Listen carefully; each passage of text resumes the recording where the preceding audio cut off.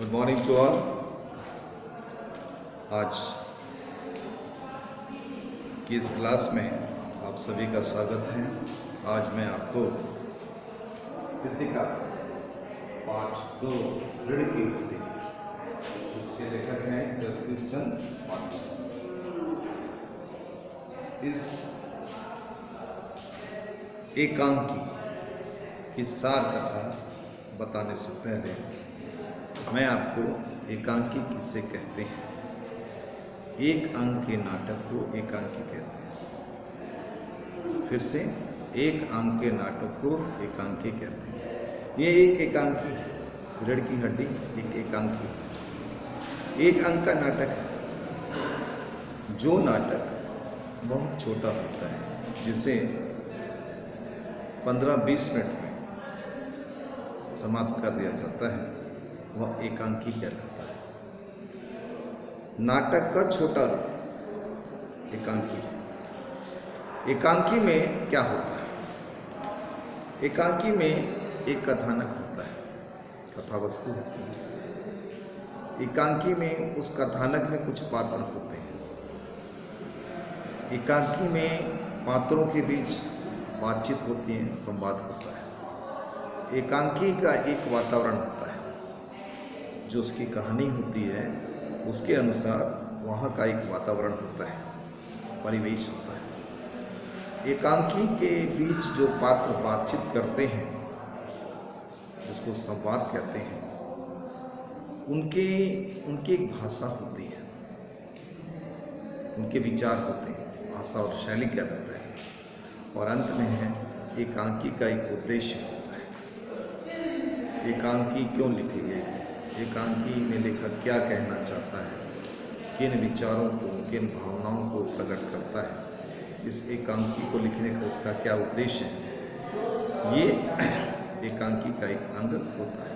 तो इस प्रकार एकांकी का संक्षिप्त परिचय हमने आपको बताया। तो ऋण की हड्डी एक अंक का छोटा सा नाटक है। इस एकांकी में हमारे समाज में फैली हुई अनेक कुप्रथाओं, कुरीतियों का चित्रण है। रीढ़ की हड्डी पहले समझने की कोशिश कीजिए। इसका जो शीर्षक है रीढ़ की हड्डी, उसका अर्थ क्या है? रीढ़ की हड्डी अर्थात बैकबोन। इस बैकबोन के सहारे, रीढ़ की हड्डी के सहारे हम सीधे खड़े रह सकते हैं या सीधे खड़े रहते हैं, हम झुकते नहीं। इस रीढ़ की हड्डी के सहारे ही हमें एक व्यक्तित्व मिलता है, एक आकार मिलता है, और उस आकार में हम अच्छे दिखते हैं। सोचो कि हमारे शरीर में यदि बैकबोन ना हो तो हमें कितनी परेशानियां, कितनी असुविधाएं और कितना लज्जापन, क्योंकि हम कोई काम कुशलता से नहीं कर पाएंगे। तो जान है, बैकबोन हमारे शरीर की जान है, और हर व्यक्ति के अंदर बैकबोन होना चाहिए। इसी से उसकी पहचान होती है, इसी से ही उसको एक व्यक्तित्व मिलता है, एक आकार प्रकार मिलता है, और वो जीवन के सारे काम आसानी से करता है। तो बैकबोन का, रीढ़ की हड्डी का जीवन में बड़ा महत्व है, शरीर में बड़ा महत्व है। उसी प्रकार व्यक्ति के अंदर चरित्र भी होना चाहिए। कहने के तात्पर्य, हर व्यक्ति को चरित्रवान होना चाहिए। हड्डी जो है, बैकबोन जो है, रीढ़ की हड्डी, वो चरित्र है, वो चरित्र का प्रतीक है, ये समझिए। और इसका मतलब ये है कि जैसे शरीर को सीधा रखने के लिए, चलने फिरने के लिए, सारे काम करने के लिए बैकबोन का होना जरूरी है, उसी प्रकार समाज में जीने के लिए व्यक्ति के पास एक चरित्र होना जरूरी है, एक पहचान होनी जरूरी है। व्यक्ति का एक अपना स्थान होना चाहिए, एक विचार होना चाहिए, एक ख्याल उसका होना चाहिए, तभी वो समाज में सम्माननीय हो सकता है, आदरणीय हो सकता है। तो आत्मसम्मान, चरित्रवान हर व्यक्ति को बनना चाहिए, तभी समाज में उसका कोई अर्थ और महत्व है, उसकी एक पहचान है। इसमें गोपाल प्रसाद, इसमें एक वकील साहब गोपाल प्रसाद हैं, उनका बेटा शंकर, उसके बाद रीढ़ की हड्डी नहीं, क्योंकि वो चरित्रहीन है, आवारा है, उसका कोई व्यक्तित्व नहीं है, उसकी खुद की कोई पहचान नहीं है, उसका कोई खुद का विचार नहीं है, उसका कोई मत नहीं है, उसका कोई अस्तित्व नहीं है, वो दूसरों पर निर्भर है, अपने पिता के विचारों के अनुसार चलता है, उनके मत के अनुसार चलता है, उनके हाथ की कठपुतली है, उसके पास, शंकर के पास निर्णय लेने की कोई क्षमता भी नहीं है, उसका कोई अस्तित्व नहीं, उसका कोई महत्व नहीं है, उसके पिता उसके जीवन का फैसला करते हैं। इस प्रकार कवि लेखक ने यहाँ पर उसे ऋणविहीन कहा है, क्या कहा? ऋणविहीन कहा। तो इस एकांकी में मैंने पढ़ा है कि इस एकांकी के माध्यम से लेखक उन लोगों पर प्रहार करता है जो लड़के और लड़कियों में भेदभाव करते हैं। यह एक हास्य प्रधान, सामाजिक व्यंग प्रधान एकांकी है, मतलब हास्य भी है और व्यंग भी है, सामाजिक व्यंग भी है। हमारे समाज में बहुत सारी कुरीतियाँ हैं, पूरे रिवाज हैं, पुराने रिवाज हैं, सड़े गले रिवाज हैं, जिनका कोई अर्थ और महत्व नहीं है। समय के साथ व्यक्ति को बदलना चाहिए, समय के साथ व्यक्ति को चलना चाहिए, समय के अनुसार व्यक्ति को अपना सब कुछ बदलना चाहिए। समय परिवर्तनशील है और समय के परिवर्तन के साथ हमें अपने काम, हमें अपनी सोच, अपने व्यवहार, अपने आचरण में परिवर्तन लाना चाहिए। यही इस संदेश का मैसेज है, यही इस एकांकी का मैसेज है। इस गाने में धनी दहेज के लोभी, स्वार्थी, हृदयहीन हैं गोपाल प्रसाद के चरित्र को बेनकाब किया गया है। अपने आप को धनी कहते हैं, परंतु हैं बड़े स्वार्थी, बड़े लोभी, लालची व्यक्ति हैं, हृदयहीन व्यक्ति हैं और दज्ञानुषी हैं। तो उनका असली चेहरा बेनकाब करते हुए कवि ने, लेखक ने यहाँ पर ताना बुना है। इस का उद्देश्य क्या है?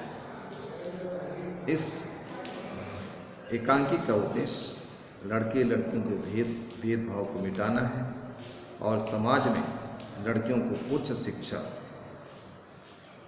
प्राप्त करके नौकरी करने, प्रगति करने और प्रगति करने का अधिकार देने और हर क्षेत्र में काम करने और असमानता की भावना को मिटाने। ये काम लड़कों का है, ये काम लड़कियों का है, ऐसी भावना को मिटाना है। असमानता का जो भाव है उसको हटाना है और समाज में परिवर्तन लाना है। कल जो हमारे समाज में रीति रिवाज चल रहे थे उनमें उनको हटाना है, क्योंकि वो किसी भी दृष्टि से लड़कियों के उत्थान में सहायक नहीं। तो लड़कियां उच्च शिक्षा प्राप्त करें, नौकरी करें और काम करें, अपनी अलग पहचान बनाएं हैं और अपने जीवन को सफल और सुंदर बनाएं, अपने जीवन को हर प्रकार की खुशियों से भरें। यही इस एकांकी का मैसेज है। तो हम देखते हैं समाज में कैसी लड़कियों की दरकार है। समाज में उमा जैसी लड़कियों की दरकार है, जो बहुत सुंदर है, सुशील है, पढ़ी लिखी है, समझदार है, साहसी है, चरित्रवान है, निर्भीक है, निडर है और हर प्रकार के अन्याय का विरोध करने वाली है और सत्य के रास्ते पर चलने वाली, स्पष्टवादी है। वह अन्याय से लड़ने की क्षमता रखती है, अन्याय के विरुद्ध आवाज उठाती है, वो समाज की कुरीतियों बुराइयों को दूर करके दिखाती है। तो हर लड़की को ऐसा बनना है, उमा जैसा हर लड़की को बनना है। तो पात्र परिचय थोड़ा सा बता दें। इस एकांकी में एक पात्र है, सबसे पहला पात्र है राम स्वरूप। राम स्वरूप उमा के पिताजी हैं, मध्यम वर्गीय मिडिल क्लास के हैं ये सज्जन, और प्रेमा के पति हैं, उमा के पिता हैं। दूसरा पात्र है प्रेमा, राम स्वरूप की पत्नी है, राम स्वरूप की पत्नी प्रेमा। तीसरा है, और ये प्रेमा जो है वो उमा की माँ, राम स्वरूप की पत्नी और उमा की माँ। तीसरा है उमा, उमा रामचरण तथा प्रेमा की लड़की। उसके बाद है गोपाल प्रसाद। गोपाल प्रसाद शहर के प्रसिद्ध वकील हैं और शंकर के पिता हैं। उसके बाद आता है शंकर, गोपाल प्रसाद का बेटा है। और अंत में है रतन, और ये रतन राम स्वरूप का घरेलू नौकर है। तो इस प्रकार पात्र परिचय के बाद आइए हम आपको इसकी कथा बताते हैं, उसके बाद उसकी समीक्षा करेंगे और एकांकी के विभिन्न पहलुओं पर हम आपको कुछ बताएंगे, महत्वपूर्ण बात बताएंगे। तो राम स्वरूप मध्यम वर्गीय एक व्यक्ति है, जिसके घर में उसकी पत्नी प्रेमा है और उसकी बेटी उमा है। सयानी है, विवाह के योग्य है। और अब जब वो विवाह के योग्य हैं तो मध्यम वर्गीय राम स्वरूप को अपनी बेटी के विवाह की चिंता सताती है कि समय है और समय पर मेरी बेटी का विवाह हो जाए, ऐसा वो सोचते हैं। और ऐसा सोचते हुए वे तैयारियां कर रहे हैं।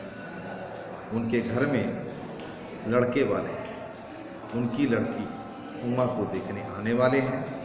तो राम स्वरूप अपने नौकर के साथ, पत्नी के साथ मिलकर घर को सजा रहे हैं। अतिथियों के आने के लिए जो व्यवस्था, आवश्यक व्यवस्था होती है, उसको कर रहे हैं और पूरा घर को अच्छी तरह से सजाया जा रहा है।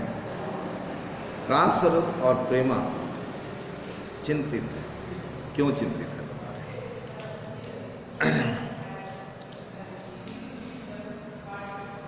राम स्वरूप की बेटी उमा विवाह के लिए उत्साहित नहीं है। लड़के वाले उसको देखने आ रहे हैं, परंतु उसकी कोई तैयारी नहीं है।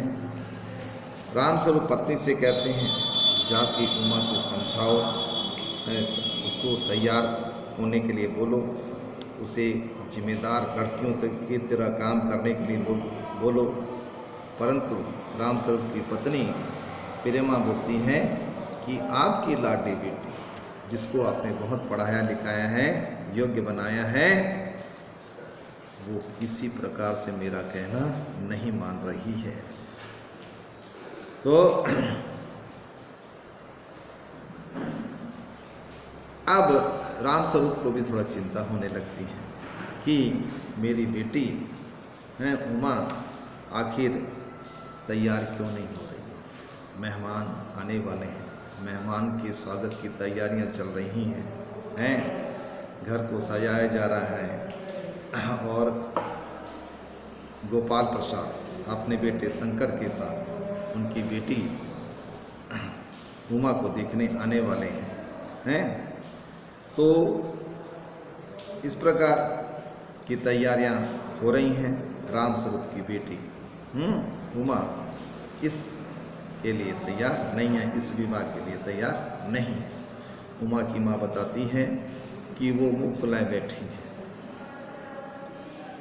और वो ये भी बोलती है कि इसका मेन कारण यही है कि तुमने पढ़ा लिखा कर उसको ऐसा बना दिया है। तुम्हारी लड़की को तुम ना ज़्यादा पढ़ाते लिखाते, ना वो आज इतने नखरे करती। तो ज़्यादा पढ़ने लिखने का ये परिणाम है। आपने अपनी बेटी उमा को ज़्यादा पढ़ाया लिखाया, BA पास कराया इसको।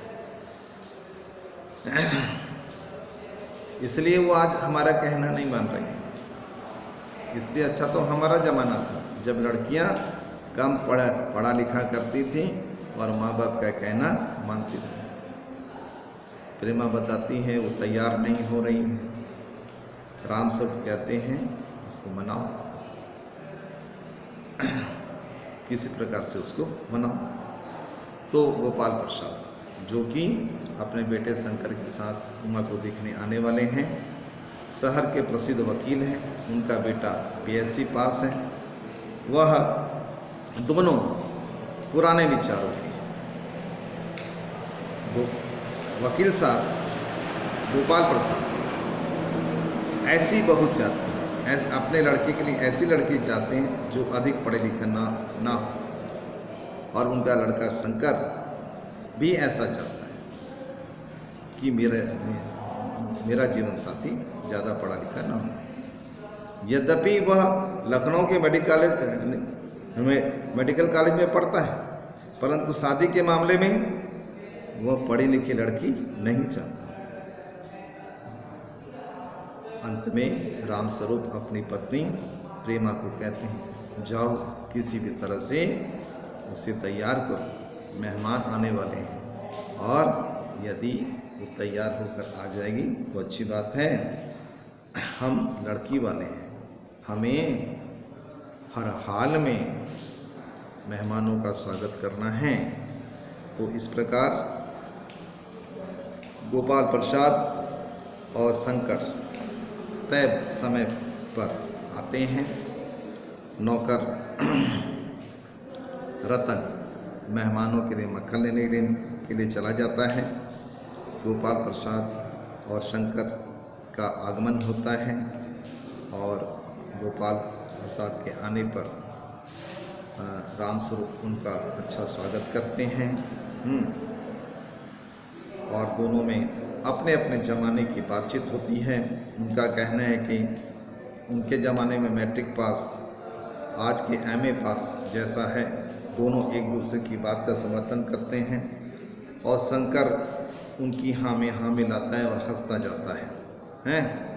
तभी गोपाल प्रसाद बिजनेस की बात कहने के लिए कहते हैं। एक बार तो रामस्वरूप चौंकते हैं, पर बात समझकर कमरे से चाय की ट्रे और नाश्ता लाने के लिए कहते हैं। गोपाल प्रसाद अपने बेटे शंकर को कहते हैं कि हैसियत तो ठीक लगती है, इनकी हैसियत ठीक लगती है, देखने में लड़की कैसी है।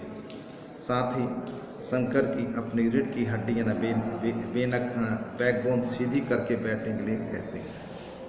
शंकर जो कि गोपाल प्रसाद का बेटा है, उसकी बैकबोन ठीक नहीं है, वो ठीक से बैठ भी नहीं सकता है। मेरुदंड जो उसकी है, रीढ़ की जो हड्डी वो ठीक नहीं है, इस कारण से वो गर्दन झुकाकर बैठा है। और बार बार गोपाल प्रसाद उसको अपनी रीढ़ की हड्डी ठीक कर बैठने के लिए कहते हैं। तो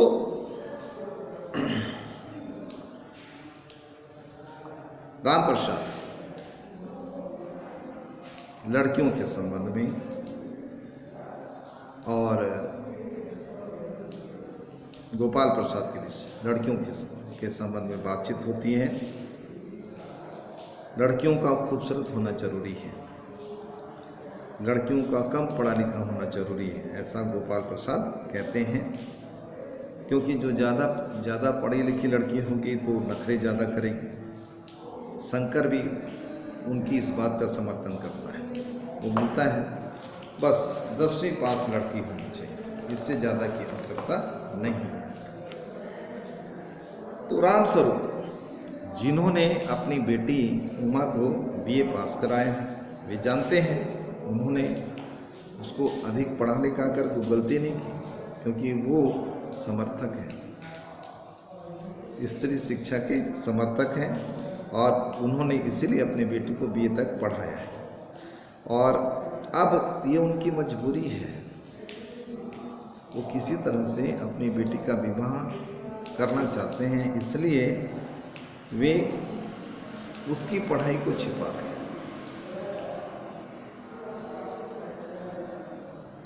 और उसको मैट्रिक पास बता रहे हैं, जबकि असलियत में वो बीए पास है। तो इस प्रकार उसकी शिक्षा को छिपाई जाती है। गोपाल प्रसाद का मानना है कि लड़कियों को ज़्यादा पढ़ा लिखना जरूरी है, आखिर उनको घर गृहस्थी ही संभालनी है। इस प्रकार रामस्वरूप व्यवस्था के कारण अपने बेटी के पढ़े लिखे होने की बात को लड़के वालों से छिपाते हैं। तो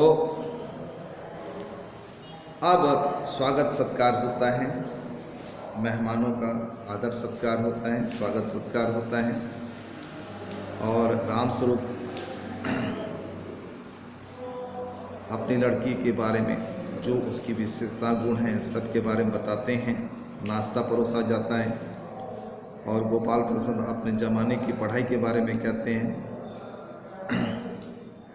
तो बातचीत से लड़के वालों की पुरानी विचारधारा के बारे में पता चलता है कि गोपाल प्रसाद लड़की के बारे में अपनी बहू के बारे में क्या ख्याल रखते हैं। उनका कहना है कि लड़की को सुंदर होना जरूरी है और ज़्यादा पढ़ा लिखा होना उसके लिए ज़रूरी नहीं है। उन्हें ज़्यादा पढ़ी लिखी बहू नहीं चाहिए, बस मैट्रिक पास। वे लड़की की पढ़ाई की तो वकालत करते हैं, लड़कों की। गोपाल प्रसाद लड़कों की पढ़ाई की वकालत करते हैं परंतु लड़कियों की नहीं। वो तर्क देते हैं। क्या तर्क देते हैं? मोर के पंख होते हैं, मुरने के नहीं। शेर के बाल होते हैं, शेरनी के नहीं। उनके अनुसार ये है कि पढ़ना लिखना पुरुषों का काम है, क्योंकि उनको बाहर काम करना है। महिलाओं को, स्त्रियों को, लड़कियों को घर गृहस्थी संभालनी है, इसलिए उन्हें ज़्यादा पढ़ने की आवश्यकता नहीं है। और उनके बेटे शंकर की भी यही धारणा है, विचारधारा है। वो अपने पिता के हाँ में हाँ मिलाता है, बस। उसका कोई अपना अलग मत नहीं है। रामस्वरूप भी गोपाल प्रसाद की बात का समर्थन करते, मजबूर है। और वे भी उच्च शिक्षा केवल पुरुषों के लिए बताते हैं। तो अब थोड़ी देर बाद उमा का प्रवेश होता है, सादे कपड़ों में, सादे रंग रूप में हैं। पान की तस्तरी लिए उमा आती है और तस्तरी अपने पिता को देती है। उसी समय उसका चेहरा ऊपर उठ जाता है और नाक पर रखा सोने के फ्रेम वाला चश्मा दिख जाता है। गोपाल प्रसाद और उसका बेटा शंकर इस चश्मे को देखकर, उमा की आंख में लगे चश्मे को देखकर चौंक जाते हैं। रामस्वरूप अपनी मनसा जानने के लिए बहाने करते हैं। रामस्वरूप उनकी मनसा को जानकर बहाने करते हैं कि पिछले महीने मेरी बेटी उमा की आंख दुख रही थी, इसीलिए कुछ दिन के लिए उसको चश्मा लगाना पड़ रहा है। गोपाल प्रसाद चाहते हैं कि कहीं पढ़ाई के कारण, चश्मे के कारण उनकी बेटी का ये रिश्ता ना रुक जाए। तो वकील साहब उमा से गाने बजाने के बारे में पूछते हैं, सितार के बारे में पूछते हैं और कई घर गृहस्थी से जुड़े और कई प्रश्न करते हैं। और फिर उनसे गाना गाकर सुनाने के लिए कहते हैं। तो मेरे तो गिरधर गोपाल दूसरों ना कोई भजन गाकर उमा सुनाती हैं। तभी उसकी नज़र शंकर से मिल जाती है। उमा शंकर को देख लेती है, पहचान जाती है और वो रुक जाती है, क्योंकि ये वही शंकर है जिसको हॉस्टल में, लड़कियों के हॉस्टल से बेइज्जत कर निकाला गया था, मारा गया था, पीटा गया था, बेइज्जती की गई थी। तो वो उसको पहचान जाती है और मन ही मन अपना फैसला कर लेती है। गोपाल प्रसाद उमा से पेंटिंग के बारे में, उसके सिलाई कढ़ाई के बारे में, इनाम वगैरह के बारे में, पुरस्कार के बारे में कई प्रकार के प्रश्न पूछते हैं। तो सवाल उनसे किए जाते हैं। तो इस प्रकार गोपाल प्रसाद उमा की लिए प्रश्न शुरू कर देते हैं। गाना बजाना के बारे में पूछते हैं, खाना बनाने के बारे में पूछते हैं, पेंटिंग सिलाई के बारे में पूछते हैं। और जब वो मेरे गिरधर गोपाल दूसरों ना कोई गाने लगती है तो गाते गाते अचानक शंकर को देखकर रुक जाती है। अब गोपाल प्रसाद फिर पूछते हैं कि कुछ इनाम भी जीता है या नहीं, तब वो चुप रहती है। तो राम स्वरूप कहते हैं कि बेटी जवाब दो। तो वो गुस्से में कहती है, क्या जवाब दूं बाबूजी? जब मेज कुर्सी बाजार में बिकती हैं तब दुकानदार मेज कुर्सी से नहीं पूछता, सिर्फ खरीदार को दिखा देता है। पसंद आ गई तो अच्छा, वरना छोड़ के चला जाता है। उमा के ये कहने का मतलब है आज हमारे समाज में लड़कियों की जो दशा है वो फर्नीचर की तरह है, फर्नीचर के समान। वह आगे कहती है, इन महाशय से पूछिए वे क्या लड़कियों का दिल नहीं होता? क्या उनको चोट नहीं लगती? अर्थात लड़कियां भी एक इंसान हैं, उनके अंदर भी आत्मसम्मान है, सजीव प्राणी हैं, फर्नीचर नहीं है। लड़कियां फर्नीचर नहीं है, उपहार की सामग्री नहीं है, उनके अंदर भी आत्मसम्मान है, भावनाएं हैं, इज्जत का भाव है।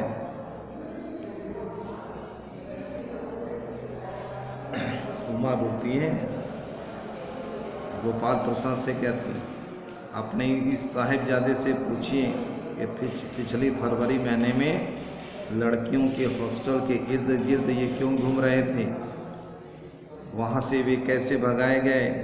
वह शंकर की करतूतों की विषय में बताती है कि शंकर आपका बेटा कॉलेज की लड़कियों के हॉस्टल के आसपास घूमते हुए पकड़ा गया, लड़कियों से छेड़खानी करते हुए पकड़ा गया।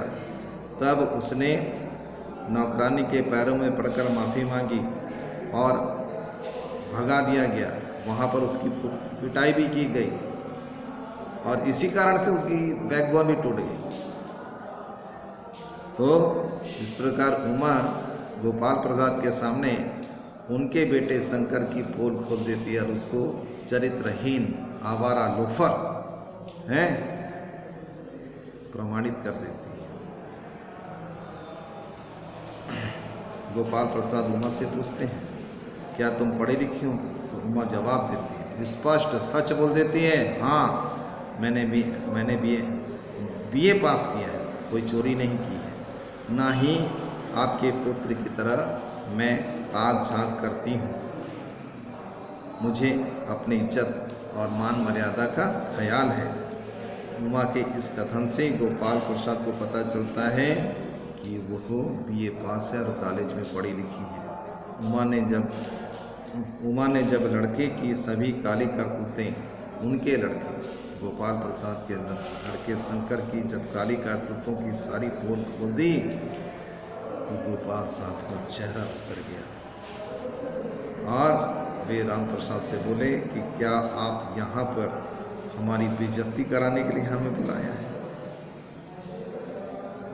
तो गोपाल प्रसाद स्वयं को अपमानित महसूस करते हैं और वे वहाँ से जाने का उपक्रम करते हैं। तब उमा चिढ़ाते हुए उनको बोलते हैं, घर जाकर ये पता लगाइए कि आपके लाडले बेटे के पास रीढ़ की हड्डी है या नहीं, बैकबोन है या नहीं। गोपाल प्रसाद और शंकर लौट जाते हैं। रतन मक्खन लेकर आ जाता है, तभी पर्दा गिर जाता है और एकांकी समाप्त हो जाती है। तो हम देखते हैं कि उमा के आत्मसम्मान में जब चोट की जाती है तब वो खरी खरी सुनाती है, सबको खरी खरी सुनाती है और सच्चाई, जो सच्चाई है उसको बताती है। वो क्या बोलती है, लड़कियों को आप क्या समझते हैं? कुर्सी मेज की तरह समझते हैं? क्या लड़कियों के पास दिल नहीं होता? क्या उनके आत्मसम्मान में चोट नहीं लगती?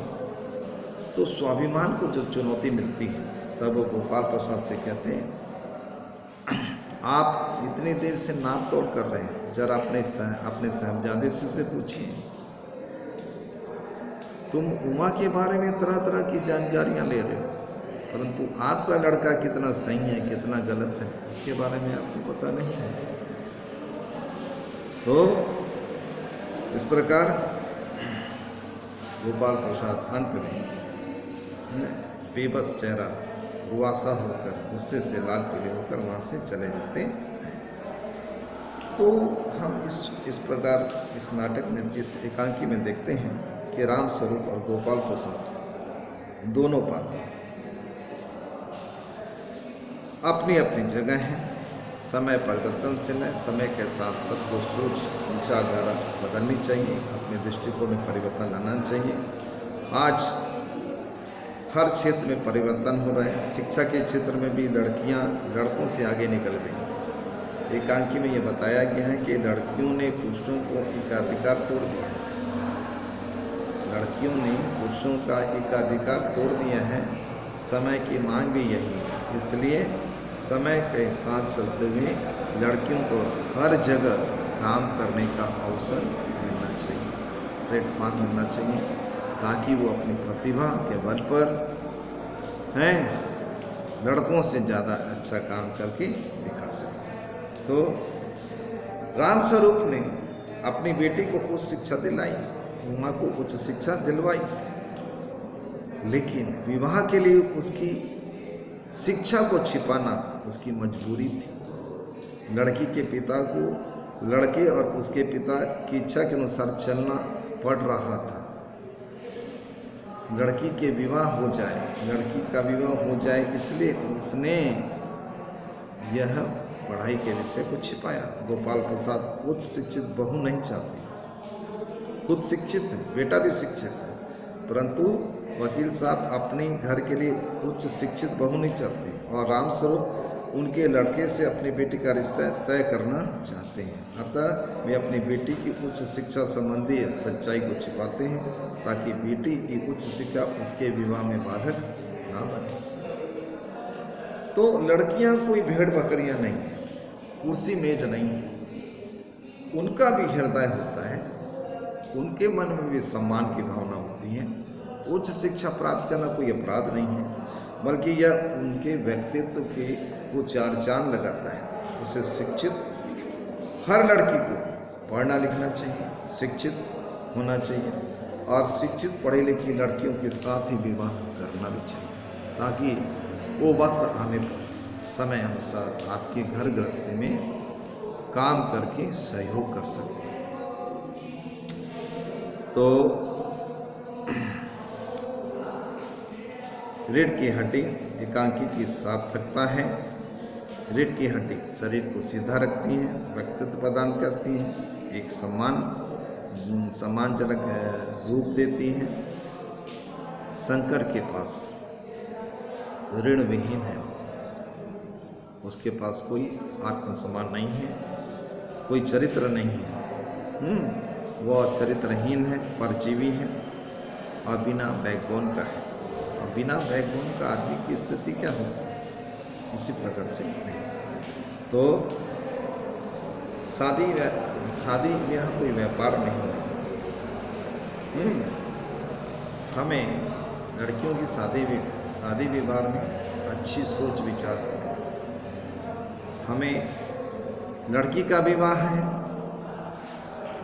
तो जिस लड़के के साथ हम अपनी लड़की का विवाह कर रहे हैं वो लड़का योग्य होना चाहिए, शिक्षित होना चाहिए, चरित्रवान होना चाहिए और कमाऊ होना चाहिए, आत्मनिर्भर होना चाहिए और समझदार होना चाहिए। तभी उस घर में हमारी बेटियां सुखी रह सकती हैं। और लड़के वाले यदि हम और लड़की को देखने जा रहे हैं तो लड़की के लिए पढ़ा लिखा होना जरूरी है, कामकाज होना जरूरी है। जितना भी पढ़ी लिखी हो अच्छी पढ़ाई उसके विवाह में बाधक नहीं होनी चाहिए। लड़की सुंदर हो या ना हो, उसका व्यवहार, उसका आचरण, उसके गुण ज़्यादा महत्वपूर्ण है। इसलिए हमको उनके गुणों को देखना चाहिए, उनकी विशेषताओं को देखना चाहिए।